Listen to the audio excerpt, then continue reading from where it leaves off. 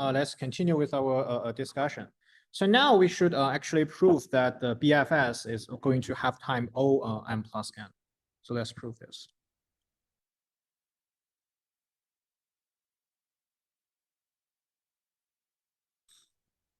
As usual, should we use degree of U to be the degree of.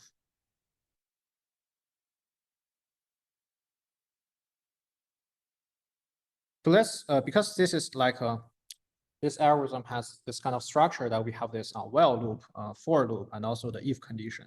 So let's just look at each of them one by one. So each execution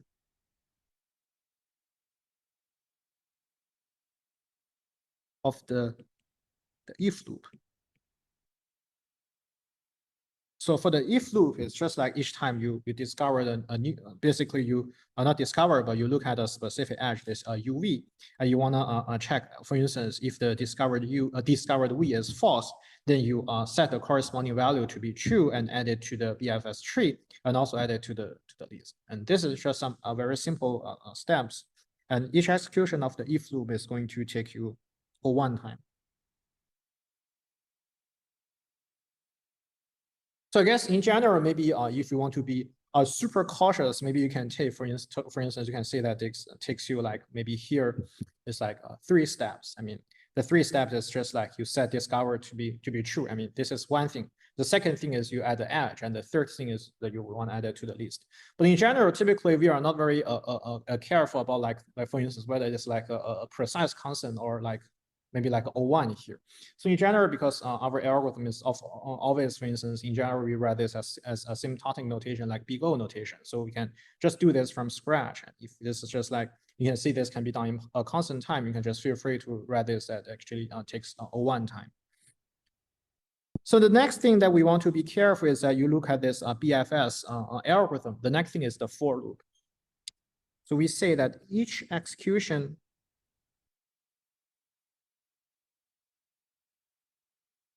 of the for loop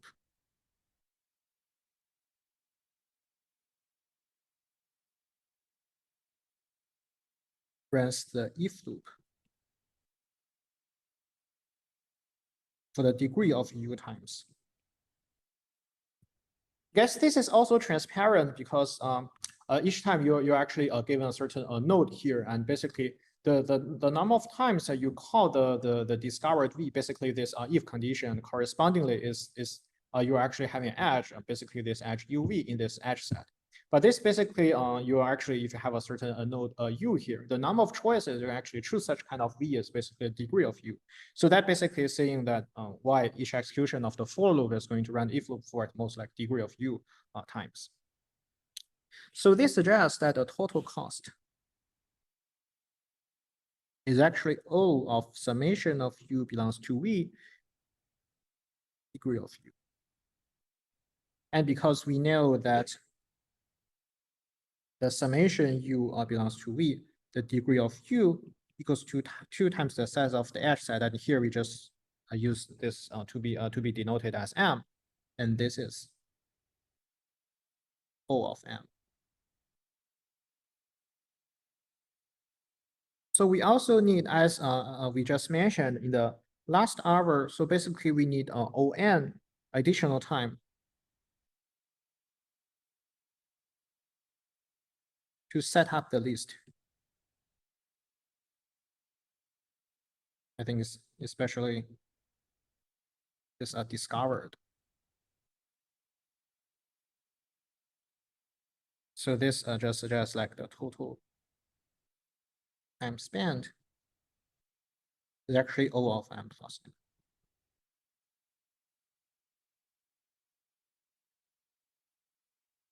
Look at this. So is there any question for this analysis?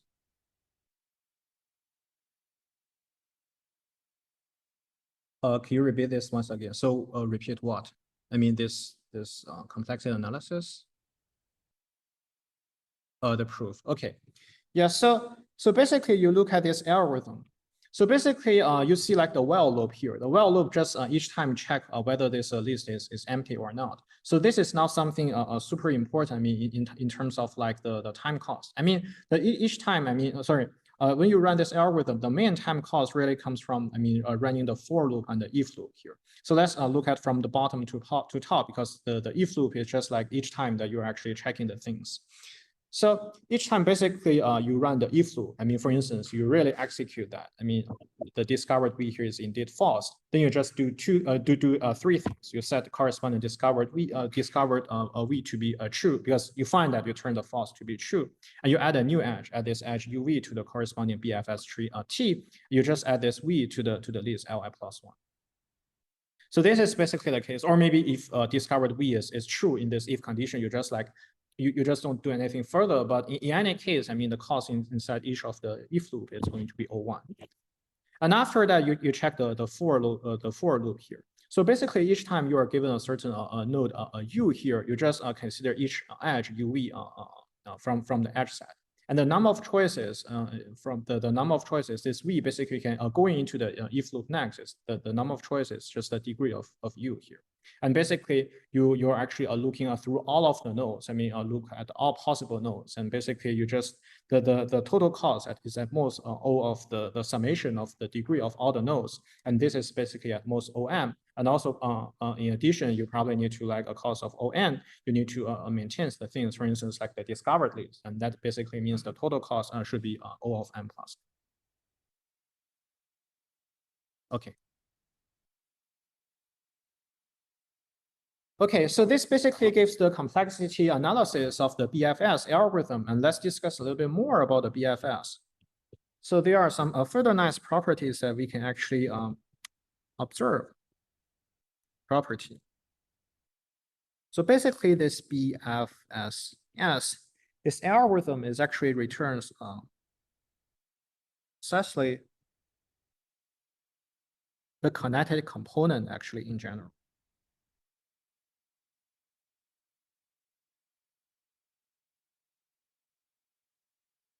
Containing S. So what do I mean by connected component? I mean, you can just imagine that maybe you have some graph like this. Maybe for instance, this is just something random. But on the other hand, there are some like maybe some other parts. So there are just no edge between different parts. So in this case, we can clearly see, for instance, this graph is actually having two different kinetic components. And basically you can see that if you run the BFS algorithm, it just returns precisely the kinetic component of G containing S. And actually, in general, I mean, along this a direct corollary that we can see is that using BFS,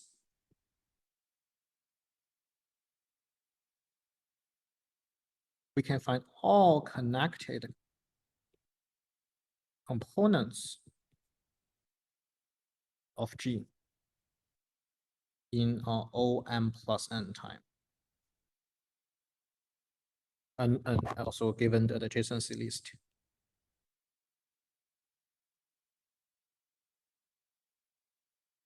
Presentation. I think this is relatively easy to understand, but I think maybe let's do everything in a formal way, but we can we can still give an algorithm here. So here we consider an algorithm like this.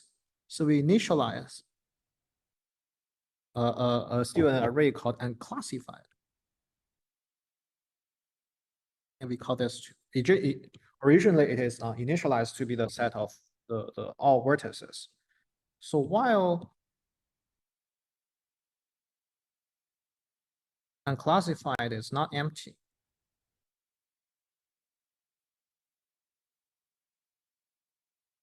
it's not empty, we just in arbitrary S belongs to unclassified. And we run the BFS of S. And we remove the output from classified. Oh, sorry, from unclassified.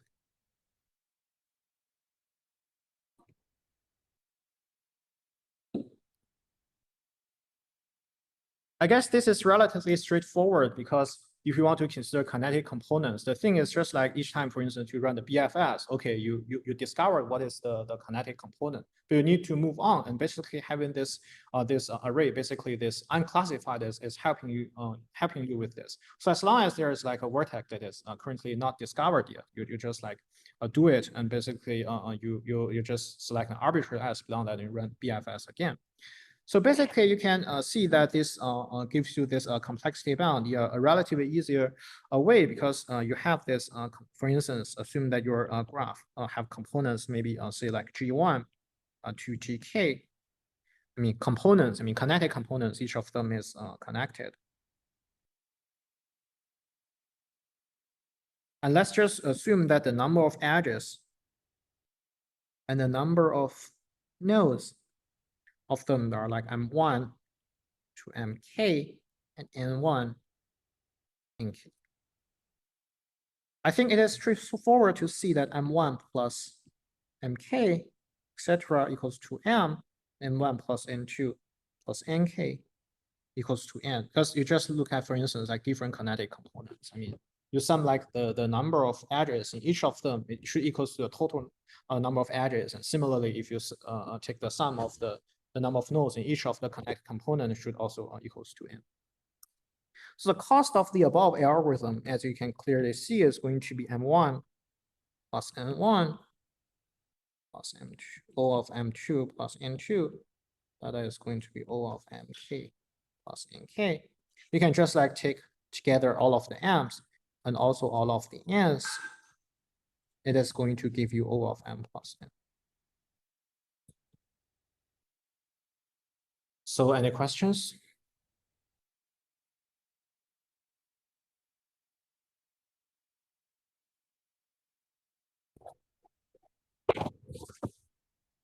Okay.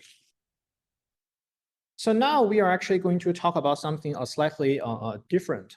And actually, we are going to talk about a similar algorithm.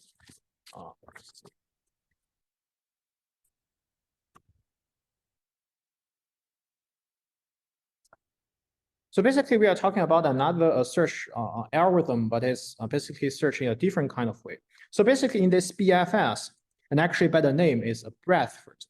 I mean, what is like something in contrast to breadth? I mean, here in breadth, we basically each time we just try all of the neighbors, and basically we can see such kind of level sets.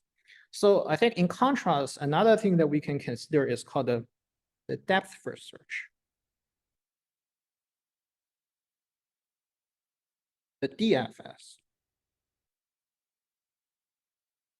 So since we have introduced the algorithm for the BFS, and I just mentioned, we have the intuition that maybe instead that we really want to pursue the breadth at first. I mean, maybe we can also consider the depth. I mean, we really want to go into deeper into the graph. I mean, as a first priority.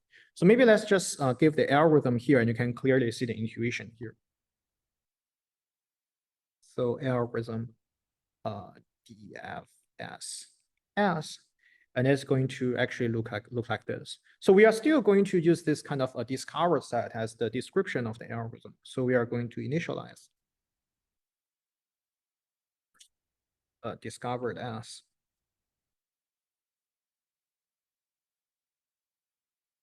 to be true,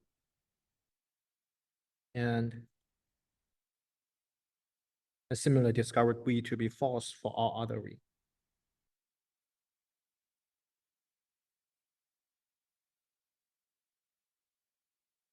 So here we are going to use something very interesting from data structure called stack.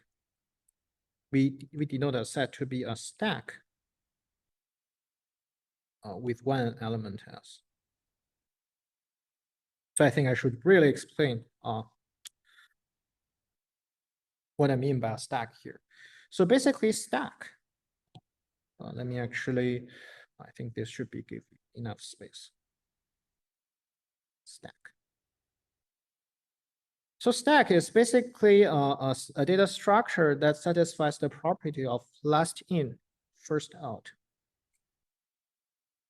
Or as abbreviation of these, the first letters is called a LIFO data structure. So for instance, maybe we have a few different things. Maybe for instance, we have like apple, maybe like orange, maybe like banana. So what do we mean by like last in, first out? So basically, assume that we have like an apple, orange, and banana giving you a certain sequence. So basically, we just put them all in this corresponding sequence. So the first line is going to be apple, the second line is going to be orange, and the third line is going to be banana. So by first out, it means that if we want to, basically this kind of data structure can always consider corresponding input and output. So the input is that basically we give the three things in a sequence. And if you immediately consider the output will give you a banana.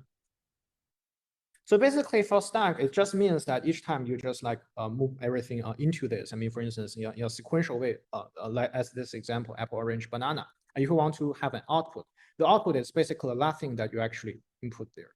So basically the banana here. So this is actually by the meaning of the stack, and this is actually a very common term that is actually going to use in general in algorithm design. So here for the DFS, I mean, to actually give a clear discussion about the algorithm, we have to introduce this definition of the stack. But I think you will probably later easy to see that the intuition actually why we want to make such kind of description. So let's actually continue to describe the algorithm here. So of course, similar to the BFS algorithm, the DFS algorithm is also going to be an iterative algorithm. So we are still, of course, going to have the while loop. And the while loop is actually still going to be while the S is not empty.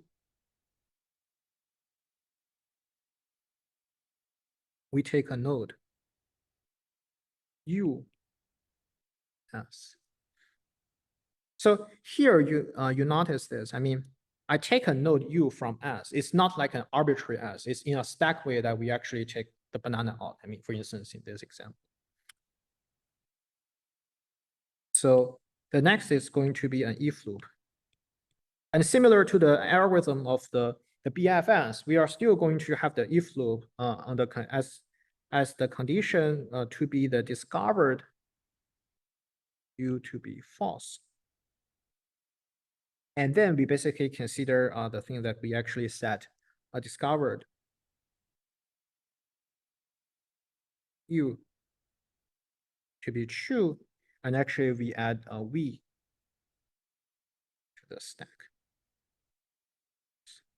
So by add V to the stack S, it's just input according to this kind of stack way for each edge. For each edge, UV belongs to E.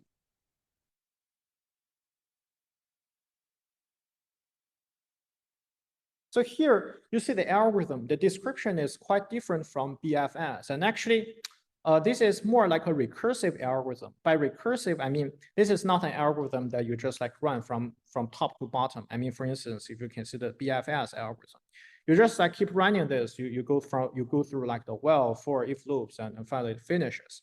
But here actually, if you consider the DFS algorithm here, and actually it actually calls itself, I mean, especially inside this while loop. So basically having a stacks means that basically you have a bunch of nodes that you're actually going to process. And actually each time you take a node U out from S, and actually you after maybe especially at the beginning, if you take here, so basically for this sentence. So you take a node U from S, so you take one node off, but actually you can put a lot of nodes inside. I mean, if at the beginning, a lot of nodes are not discovered. So this is actually in a slightly different flavor compared to the BFS, but actually this is still something, and actually you can see by the definition of the depth first search. I mean, we really each time we want to go into deeper, and we want to each time we want to output a certain a node that is actually connected to the previous one, and actually this is like in a depth way, and actually we are going to maintain everything in this kind of stack. So this is the algorithm. Maybe the intuition is maybe actually to better explain the intuition. Maybe let's still look at an example, and maybe just for our convenience, we just copy this example. I mean, we just maybe copy this example. Since we have already used this as example for BFS, I guess it also makes sense to use this as example for the DFS. Basically this, but here we of course don't have this all this kind of things. Oh, sorry. We should We should have s equals to 1, or maybe others, but we just use s equals to 1 as an example here. So what is this going to look like? So let's just begin that we have like a vertex 1 here. So if you have like a vertex 1 here and you just put everything here, then basically the corresponding maybe the next node you're going to have is 2 here, because 2 is indeed something you are going to discover in the while loop. Yes. But actually, you see the intuition here is that, for instance, if you look at a 1 here, and actually you look at the neighbors, and actually you go from 2 here, then the next thing that you are going to move next is you're actually going to move from the 2 here, and maybe, for instance, you have the 3.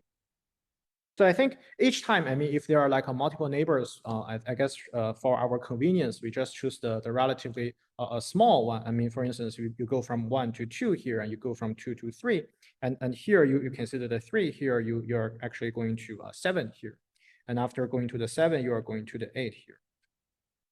So going to the 8 here, this really, I mean, this really can finishes a significant part of the stack. So basically, after finish from 8 here, you go back to 7. And okay, 7 is good, and you go back to 3. Okay, 3 is good, but if you go back to 2 here, then you still notice that there are some neighbors of 2 that is not discovered, and then basically it goes to 4, and basically 4 it goes to 5, and actually from 5 it goes to 6. And actually we can still like basically similar to the pattern that we use red color to represent the edges that is not belong to the tree. So we can do the similar kind of things. So we just notice that there are something like this. And also we have an edge between 1 and 3. And also we have an edge between 2 and 5. So is this clear to you?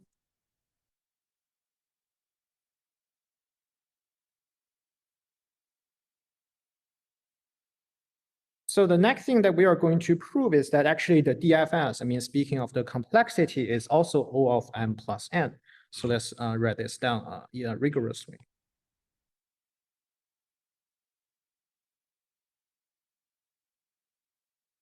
The DFS algorithm.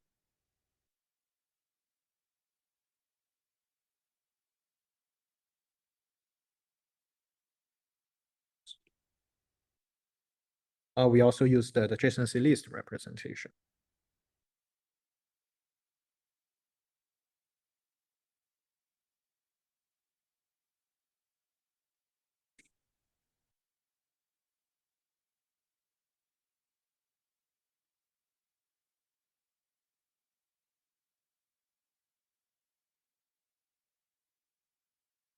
Okay.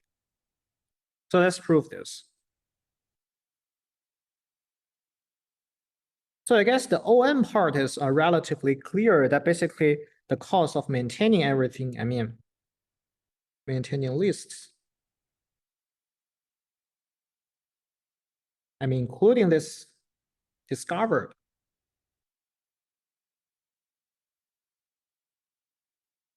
is basically OM. So I think this is relatively straightforward, but we need to be careful about the stack. I mean, in general, I mean, how many times that we actually transverse along this, and in general, what is the cost that basically we run the algorithm other than maintaining, it's just like the running time cost of this. So we do such kind of analysis. So in the algorithm,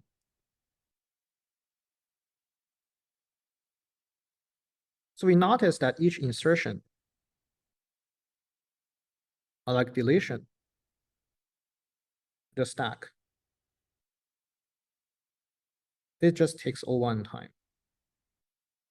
You just add or delete, and there is really not anything more complicated than that.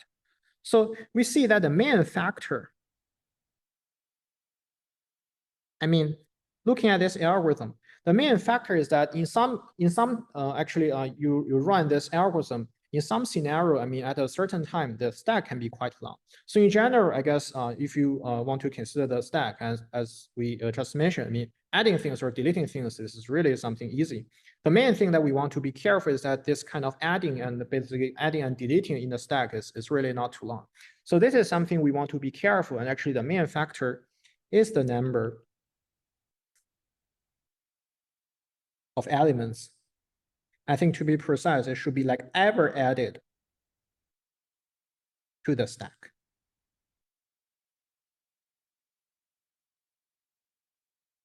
So we further make the discussion that actually node V will be added to the stack.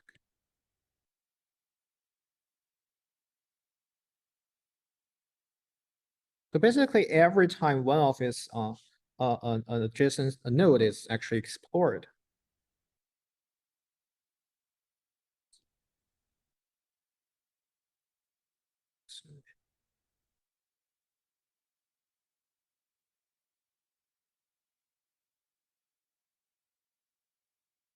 So from this perspective, we can see that the total number of nodes ever added to S, similar to the BFS, it is at most like summation of the degree.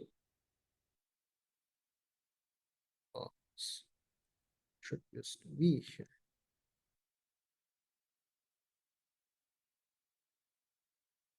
Is actually at most 2m.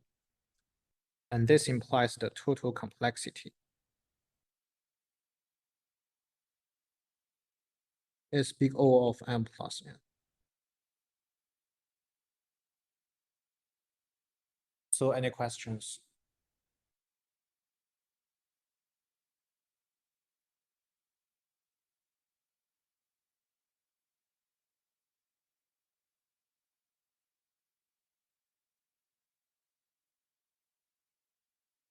Okay. So here, one thing that is probably not as transparent, I mean, compared a DFS to BFS, is that in BFS, we actually, in this while loop, we do more things. So basically, in the while loop, you see that we actually explicitly mention that we add edge UV to the tree T here. So basically, the algorithm explicitly has a maintenance to the tree T here. But here, I mean, if you only look at the algorithm here, the algorithm per se did not say clearly about how you would like to mention the tree T here. So this is actually something doable. I mean, basically, we would like to make a remark here.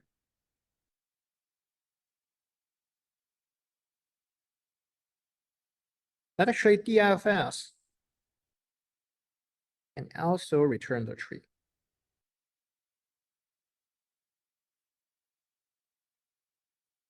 And actually, this can be achieved, I mean, by a slightly more sophisticated argument. I mean, here, if you look at this argument, we have this stack, and each time we just put the vertex inside that. I mean, if you want to have like basically have a maintenance about what the tree is here, I think basically you can imagine that you want to solve this. It's just that you maybe need like maintain more information each time you put a node inside of the stack. And actually, the idea is just that each time you can actually can be achieved by using an array called parent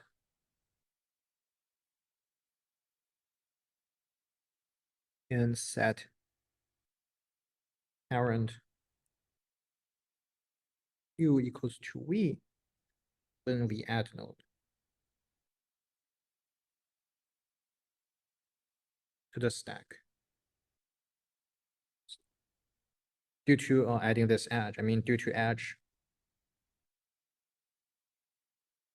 So we are not going to go through the technical details of this, and this is basically intuitively. I mean, I just want to mention that the DFS. I mean, although like the algorithm structure is different from BFS, but in general, you can still using a little bit more a clever way to actually return the corresponding tree. And this is we are not going to cover this in the technical details, but if you're interested, you can check section 3.3 of from the textbook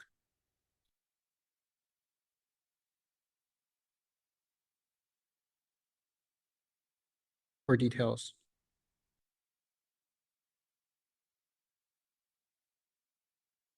Okay, so basically this finishes the introduction of the DFS. So any question in general about DFS?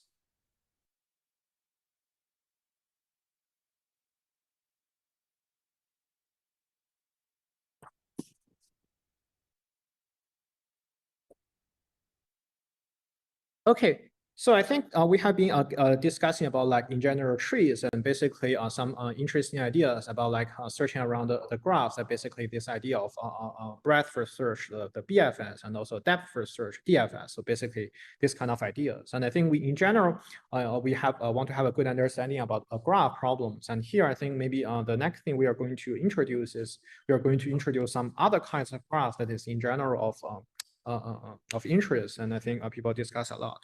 So next thing that we are actually going to introduce are called the, excuse me. The next thing that we are going to introduce are called the bipartite.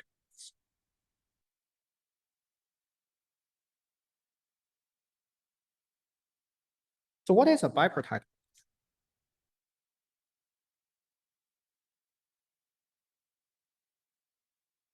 So bipartite graph is basically a graph G equals to VE.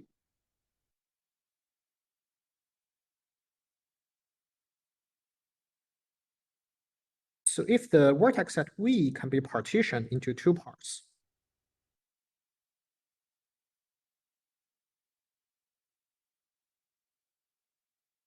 So we just call like partitioning into two sets X and Y such that for any edge in E,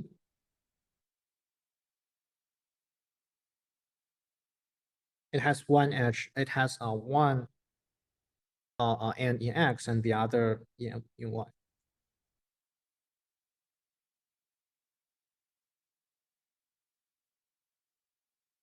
So basically this argument works for any edge. I mean, this just means that, I mean, if you in general consider relationships and you consider like an edge here, it can has one end in X and the other in Y, or maybe both of the two ends are in X or both of the two ends are in Y. A bipartite graph, just like we just don't have this kind of case. I mean, there should be no edges between vertices in X and also no edges between the vertices in Y here. So maybe for instance, like a very natural example is the stable mention problem, where we can say like as if X equals to the set of students and Y to be the set of graduate schools. So this is basically the example we discussed last lecture. So in general, we want to have a good understanding about what kind of graph is bipartite. I mean, like basically in a stable matching problem, I mean, this is really straightforward that you see like, okay, there is a group of students and actually there are a group of graduate schools. But in general, I mean, you just like consider like edges. I mean, this kind of graph. I mean, in general, for instance, whether this graph, I mean, this example is bipartite. So this is definitely an interesting question. This is probably something we want to have a good understanding. So for instance, maybe let's just take a look at some examples. For instance, like which graph is not bipartite. And I guess a trivial example is just a triangle. So you consider this, whether this is a bipartite or not. So this is not a bipartite graph. So why is this the case? So we just like consider the pigeonhole principle.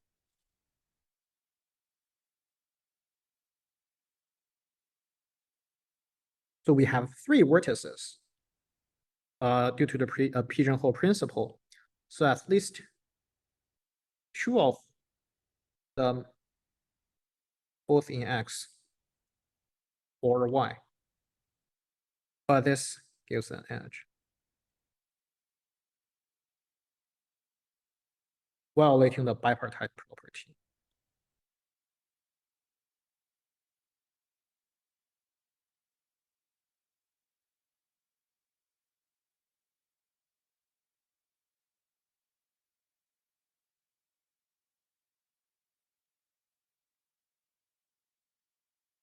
But how about this graph? Is this bipartite or not? Yes, this is bipartite because you can just call this. And this is bipartite.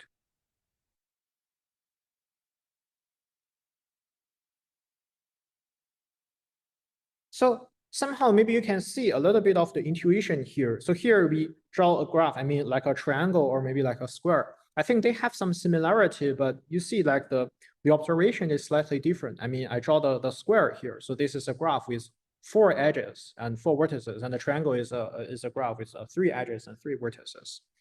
But actually, by the pigeonhole principle, we exactly see that this cannot be a bipartite graph. But here, I mean, if you consider like this kind of cycle, I mean, the square is basically a cycle of length 4. You can have this kind of way that you alternate between like x and y, and you actually make this as a bipartite graph. Oh, a student saying I'm muted. Oh, can you hear me? Oh, okay. Okay, students can hear it. Okay. Okay, great. So if you look at this this square, that basically you have a cycle of length 4. You have this kind of way to alternate between xy and xy, and actually this gives you a bipartite.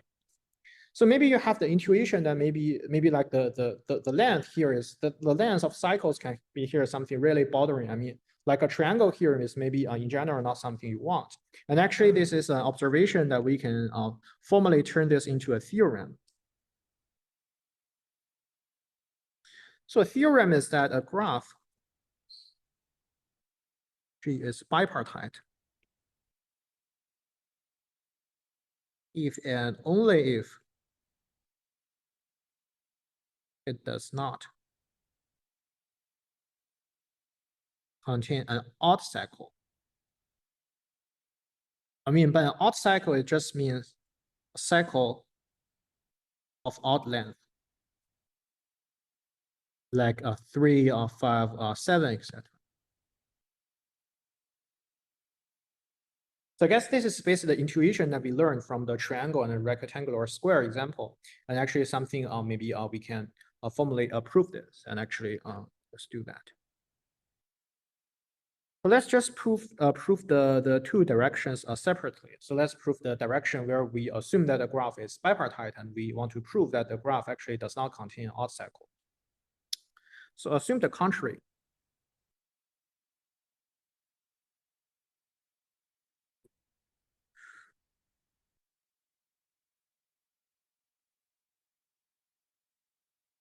So if we assume the contrary, that just means that we assume that G contains an odd cycle.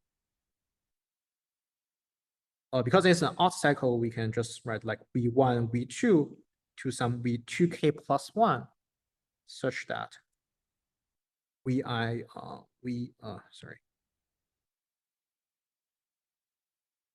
plus 1 is an edge for any I belongs to 2K. So here, throughout this course, I read this kind of like a square bracket with a number. It just in general means that we define basically in general, let me write the notation. Like a whatever, maybe like an M here, like a square bracket here just means the integers from 1, 2 until this number. So this is just for abbreviation.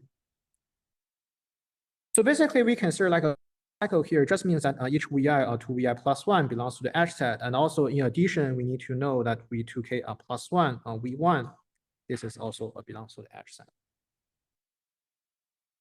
So let's just take a very close look at this set. I mean, because we are talking about a bipartite graph, and also we are actually we consider this direction where we assume that this graph to be a bipartite graph. So among the vertices, I mean V1, V2 should be 2K plus 1. So we are using something, I mean, if we want to get a contradiction, that is going to be in a similar flavor that we discussed about this triangle example. So basically, we are still going to use the pigeonhole principle.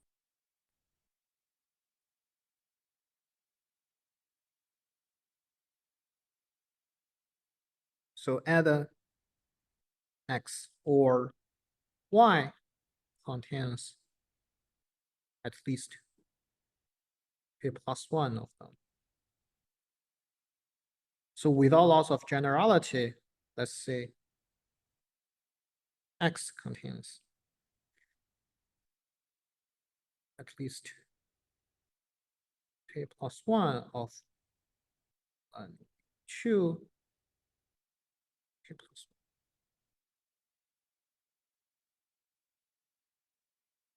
1. But I guess this just immediately gives you a contradiction.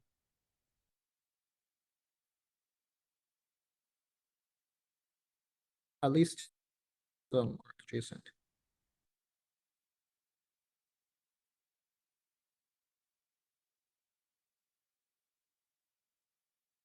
Giving an edge with both ends in X.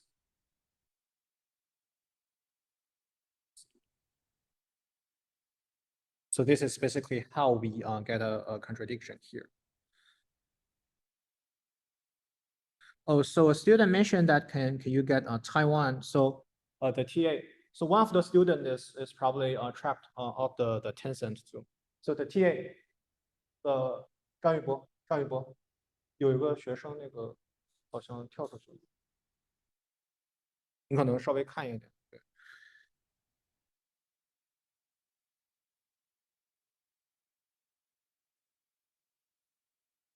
Oh, students think there is no point of keeping the waiting room.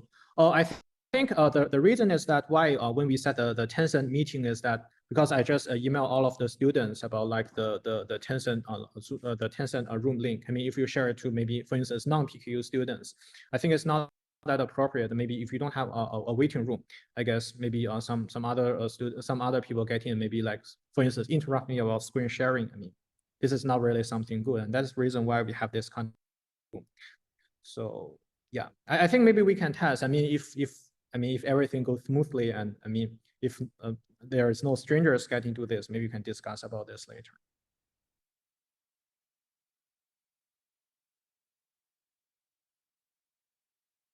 Okay, so this basically finishes the first part that assume that the graph is bipartite, then we are sure that actually the graph cannot contain an odd cycle. So let's talk about the other direction. So the other direction is we assume that actually the graph does not contain an odd cycle, and we want to make sure that the graph is bipartite.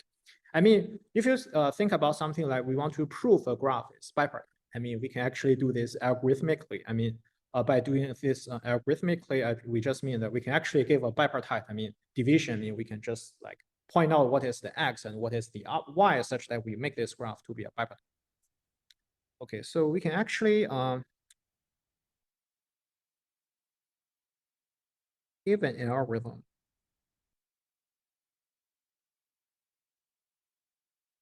for finding bipartite.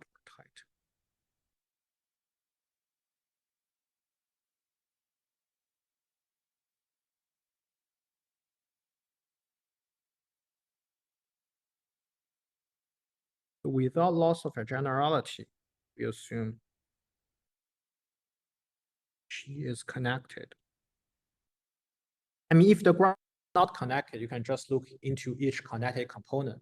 And basically, as we discussed in the BFS example, so in general, I mean, you consider such kind of algorithm as later we find deciding bipartiteness also has complexity O(n) plus n.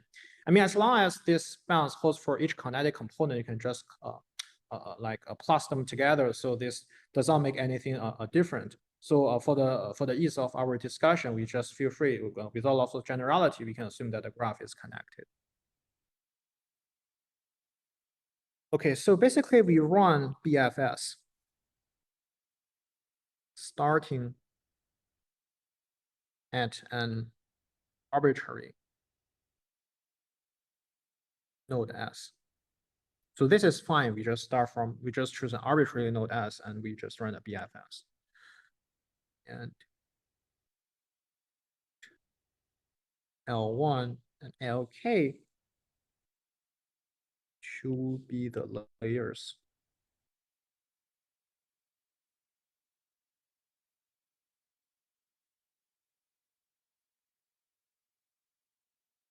Produced by the BFS. And we know that basically by the analysis of BFS, the running time is OFM plus N. So the very important observation here is that we want to make sure, because basically we are talking a bipartite graph, and in general, basically using the BFS, we see that there are layers in this graph. So a key observation that basically about how we are going to utilize this fact that the graph does not contain any obstacles is that let me write this actually in red color to emphasize that there cannot be edges between the same layer.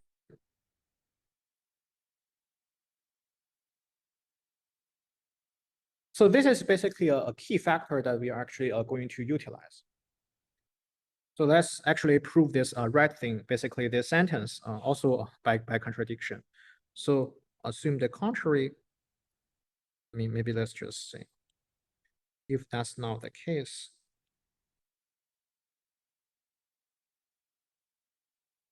say, assume that maybe we have like UV, oh, should make them look different. Say UV belongs to Li, and there is an edge between them. So here, let's, because basically we have this kind of layer structure, and I think maybe let's just write this on the next page. So we have here, and this edge, maybe by the BFS, maybe is actually going to have something among this. So we have a U here, and we have a V here. So basically this is the layer Li. So we consider like the parents of U here. Maybe we can go a little bit above here, a little bit above here. So ultimately, we are going to have a point, a W here, and we call this a W. Let's see. Sorry, so we let this W to be the LCA of UV. So here the LCA represents the lowest common ancestor. So the lowest common ancestor. So basically that is you run the BFS, you're from S, and you go to U and B. They are both in the same layer Li. So basically, ultimately, if you look at as I just mentioned, you look at the parent, I mean, of U and B respectively. So ultimately, you are going to meet. I mean, if they are actually very far away, ultimately it can be the point S. But we consider like the lowest common ancestor here, the W here, maybe like the W here is going to evolve like this. So we are actually going to find a contradiction. I mean, look at this UVW here. So maybe let's just say, select W is at layer A. And basically by this definition of the common ancestor, I mean, ancestor must be smaller than I here. So the issue that we notice is that because we assume that there is an edge between U and V here. So the issue that we notice is that there is actually cycle containing W, U, and V with length like 1 plus j minus I plus j minus I. So this just means that this one just means you go from U to V, and this is like V to W because W is in the layer of Lj here. So there are basically like a path here. I mean, from V to U that is of length j minus I. And similarly for this j to I is like basically the length from W to U. And this is going to equals to 2 times j minus I plus 1, which is odd. Contradiction.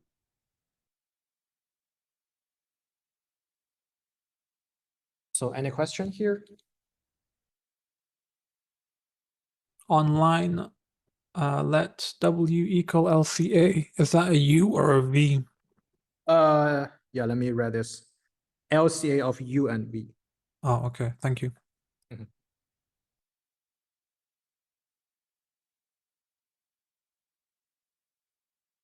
So I think we basically finished this hour, and I think we probably need to take another 10 minutes break. And if you have any questions, feel free to ask me during the break.